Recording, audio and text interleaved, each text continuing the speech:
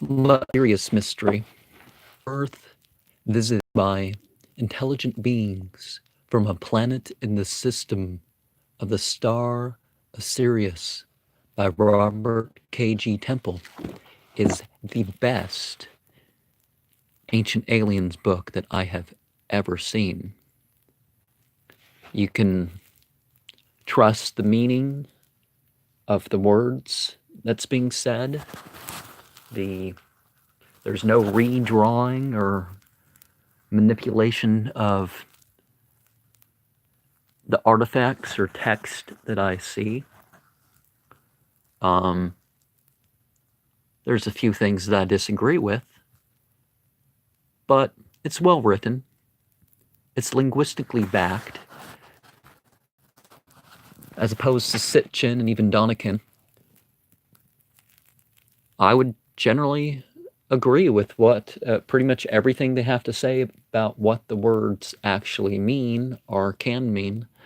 So, you know, when you read Zechariah Sitchin, you're going to find that, you know, you better consult somebody who actually knows Sumerian rather than twist things to try to make everything into a rocket ship. You do have some trying to make the Noah's Ark and the Jason of the Argonaut story into the same story. No, they're clearly not. They're clearly talking about different things. But there is a great truth to a lot of stuff happened between 7,000 and 12,000 years ago. Like your typical alien theorist, you're going to have a general ignorance of the fact that people can have psychedelic experiences and people can have spiritual experiences. So they all must have been physical, according to the ancient alien theorist.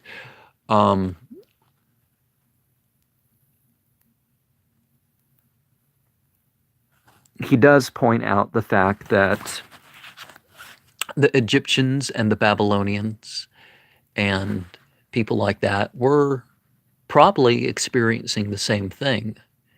If the Greeks 9,000 years ago were having wolf cults,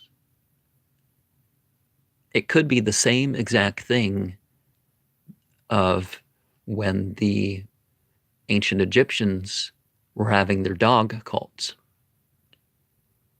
because they didn't know the jackal, so the wolf was probably a better way for them to describe it. We have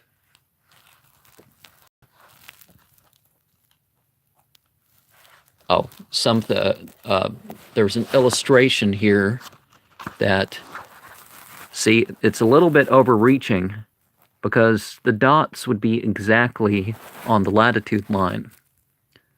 But you do find his connecting of how the myth explains where to look and what was going on. Like the Jason the Argonaut story is just like where the Dogon are, the 7,000 to 12,000 years ago, you could travel by boat a lot, lot further in than we can now. Well, I mean, you can travel places that you can't now. The Black Sea was formed. That's the Noah's Ark story. So similar time period. The Red Sea was smaller. But the saffron, which is given value like gold, the things that are dyed in saffron, and it's field saffron, safflower, is that what it's called? Or Kokorian or something. One thing that's also ignored by ancient alien theorists is the fact that we're going to see the ancients, their whole lives, looked up at the sky, and the sky was a lot clearer back then. The Pleiades A lot of people saw the Pleiades as 12 stars, and some would even say it was over 100. But how anybody could see that with their naked eye, I don't know. But there was a lot of observation, a lot of mathematics that had been developed for basically the entire time of anatomically modern human, or maybe even more. There's evidence that the myths of humanity passed on information from earlier subspecies and earlier races of humans. So, Thumphalos, the world navel, rather than thinking it's some space capsule, it's an innie. It's a belly button. It's, so the symbolic importance of such a thing. But they would encode the world. And as above, so below, they would look at the artifacts. The Dogon.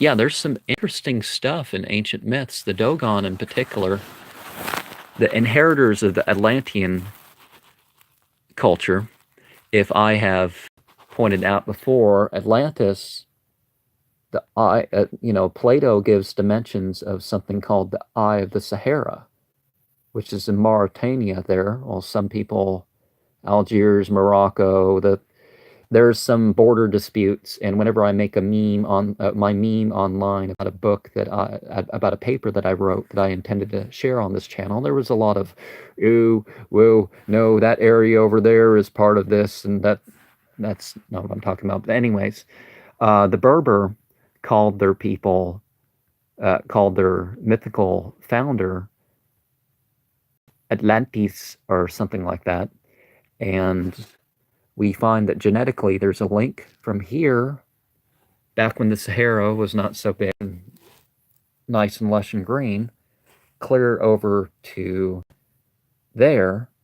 And then we have the migration up into there, founding what we call the Egyptian civilization. But 7,000 to 12,000 years ago is a good time for the move of all this. And we would see the markers of the civilization. The Israelites encountered circumcision in Egypt, and they may have given it up to be separate, and then they went into Semitic territory, and in going into Semitic territory, they picked it back up again. But so we do see that there can be some advancements of cultures on their own, but some of the ideas about that and how rapidly some things appear, there seems to be some intervention, whether that's a mystical connection or whether that is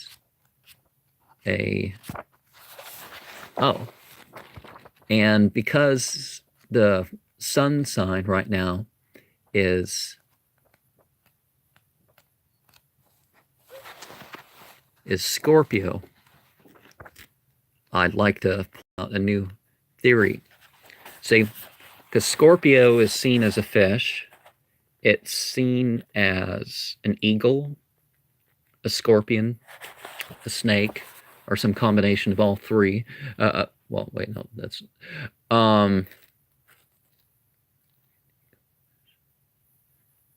yeah, that's 4. I don't know. I messed that up. I'm reminded of the Sri Yantra, that Om drawing with all the triangles, and it turns out that's where the sound forms. Now, people say, oh, they couldn't have figured this out before modern times, but people were a lot more aware of their bodies and the environment before there. But instead of a Christmas, sort of along the same lines of the Christmas, the Yule, we'd pass, the emergence of Dogon and all that. Omphalos is said to be an adaptation of Omph, which is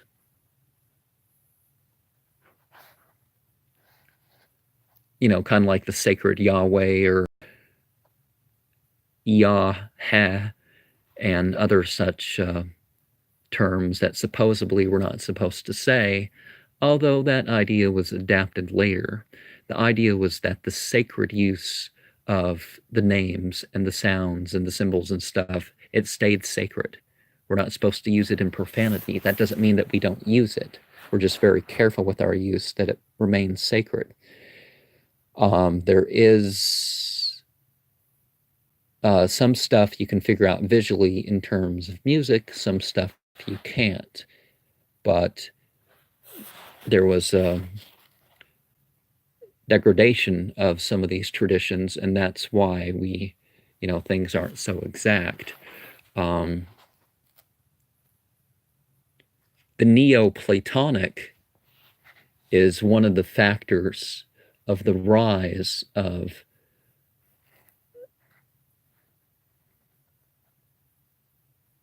Renaissance and the Enlightenment period. And it turns out that we, separated from the Greek and the Latin, haven't brought about some of the understandings. And some of the understandings are kind of profound, that they understood that stars were a fire, but not like the fire on Earth, that it stops or is only a couple elements or something like that. We have more. We have the connection of the idea of judgment with the 12 and the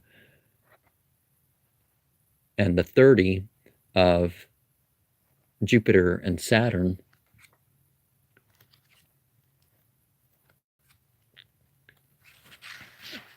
But we have the same figure, the Uranus, and there's this idea, there's this constellation, because they show that one constellation in the sky, and that's said to be the home of the so-called gods. And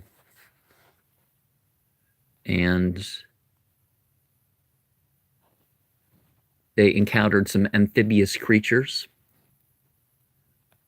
which could have been spirits. They could not have been spirits. Emperor Julius, I'm rambling around here, but that's how some of these go. I'm not too well rested, so sorry for that.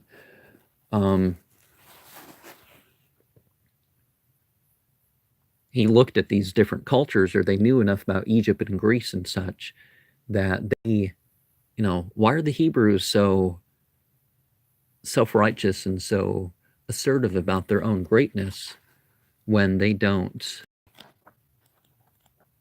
have that? You see how the hieroglyphs encode other information, that there's multiple, there's symbolic readings of certain things, but the literal readings can give a lot more information than we realize. And among that,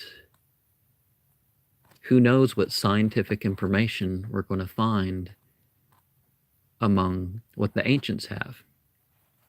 The Hecate, meaning 100, so the 50 and the 50,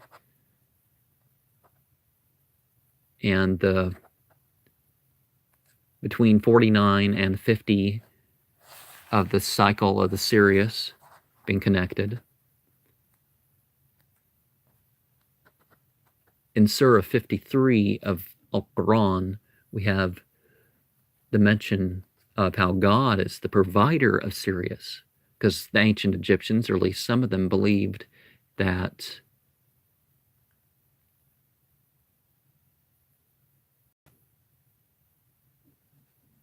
Sirius was the provider. And we have the connection between Isis, Ast, Osiris, Isir, and Set. We have how some things are distinct. We have how the Argo ship showed a system, and how the wolf cult is astrological. But as one may know, that astrology does not dictate things. Astrology is what we do with the facts of the heavens. And if we're going to soothsay, that's what some people would do. But we can connect, just like Sirius is the most unique star visible from Earth.